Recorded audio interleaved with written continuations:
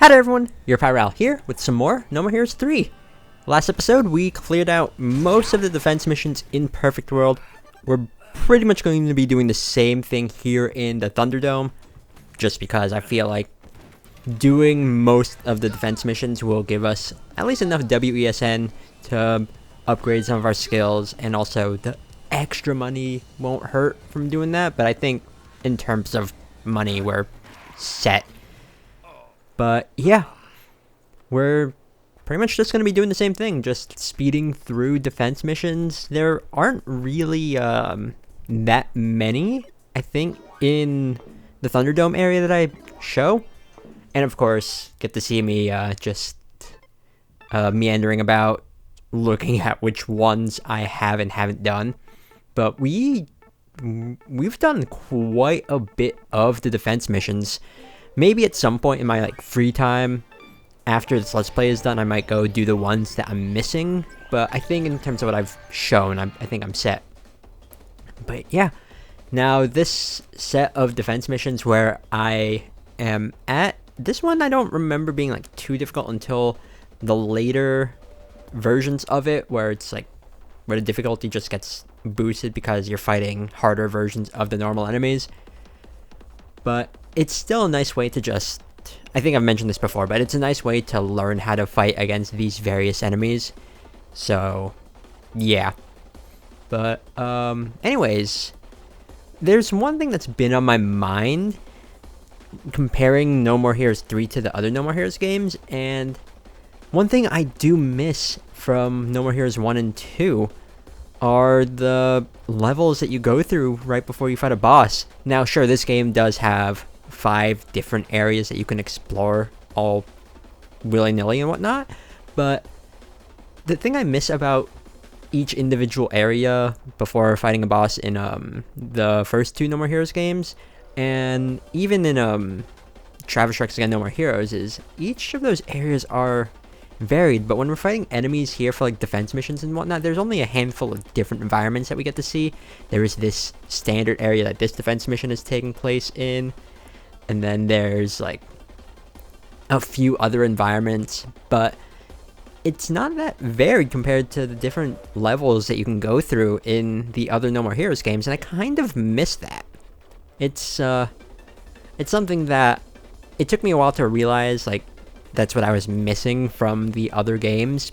But here, don't get me wrong, I've been enjoying No More Heroes 3 and whatnot, but I do miss that little bit of variety, even if there is these open world areas for you to explore.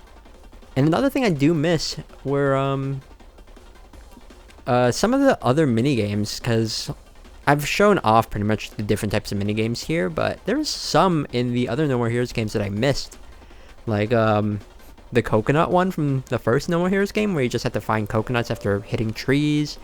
Or in No More Heroes 2, there's a pipe mini game where you lay down pieces of pipe in a 2D sprite environment, and you have to try to make one big pipe flow. That's something I miss, but the mini games here were fun. I like the one where you get to kill giant mutant alligators. I don't know. It's just each game in the No More Heroes series has their has things I like about them and things I dislike about them, and this just makes me curious on if there's ever another game in the series. I'd like to see what they could do, if they could bring any old things back or improve upon anything. I don't know. Anyways, this defense mission, this is the 4th one that's being shown. It's still in the same area that I showed at the beginning, but yeah, the first round here against these or the first wave against these dual wielders were the dual wielders are probably the most annoying ones in these defense missions, just because they're always annoying to fight, especially when you have to fight multiples of them.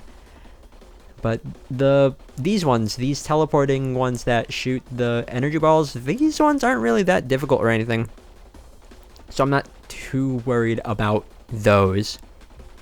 Now, the ones from the third wave, which is the two-headed alien lizard thing that can turn invisible. Those are also things to watch out for, especially when you fight the stronger variations of them. Like this one, the zebra palette swap of them. I don't know. It's hard to come up with commentary, honestly, of just doing these defense missions over and over again, but I wanna get through as much of these as possible before we progress, because I have a feeling the game is getting really, really close to the end. But yeah, that's pretty much it. In the fourth wave, these enemies aren't really too difficult either, so I'm not too worried about them. One thing I like though, in this game specifically, if you get like full armor mode or full armor green mode from the slot machine effects, they carry over into like the next defense missions, and they carry over through like you saving and turning the game off, which is nice. You could save it for like a particularly hard defense mission or a boss fight or whatever, so that's probably what I'm gonna try to do before I end up fighting the final boss, just because that extra bit of damage that either of the full armor modes can do, it's really nice.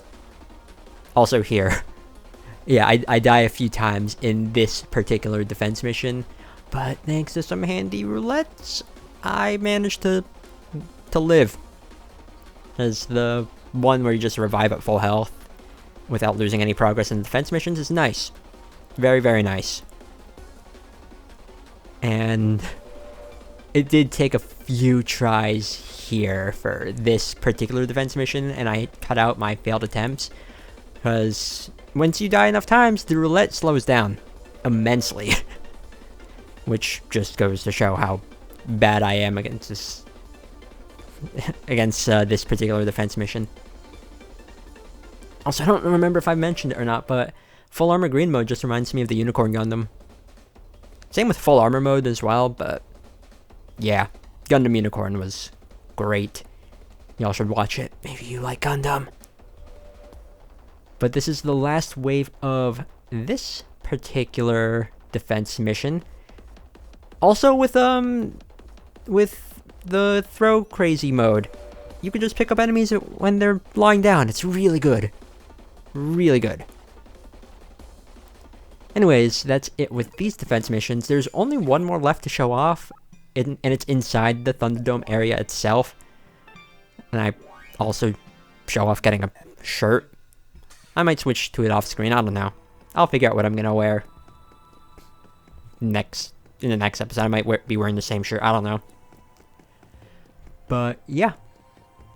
And then, what am I even doing? I guess I'm just walking around here looking for any of those stone statues to destroy, but I don't think there's any here. I think I destroyed the one that I found. But yeah, there's only one defense mission here that I show off in this particular part of the Thunderdome. So that's really it. Oh, you know what? In terms of minigames, I also forgot there's minigames in the first No More Heroes game where you could increase your skill. Like, you can make yourself stronger. I'm probably remembering this wrong, but you can like train at the gym. But yeah, at least here, in order to power up, you just go to the WESN machine and the other thing, which I haven't really messed around with. But I guess doing the defense missions to get all these materials could give me some room to just mess around with the item crafting part of this game, because admittedly I haven't really touched it. So that's something to consider for like maybe the next episode or like before I fight the final boss. I don't know. But this defense mission is the last one I show. There's like no other waves or like no other stronger versions of this, just because it got replaced with one of the space missions, and I didn't feel like doing that just to get rid of it from the map. So yeah, but this one was an easy defense mission, so there's that. And I think it's almost done here. Yeah, wave 3 out of 3. And honestly, like, the last wave is pretty underwhelming because it's some easy enemies. Oh well, I got full armor mode out of it, just on standby. And that's it. So now of course, the WESN machine. I only use it to increase health, but I might use it for something else later on. I'm not quite sure. I mean, upgrading the attack power does seem nice. I might have that fully maxed out before I fight the final boss. Maybe. Depends on how much WESN I have by the end of this. So yeah. That's pretty much it, actually. So I'm gonna end it off here. Next time on No More Heroes 3, we're just gonna head on over to the next area, Call of Battle, and do the defense missions there. So thank you all so much for watching, and see you all next time for some more No More Heroes 3. Later.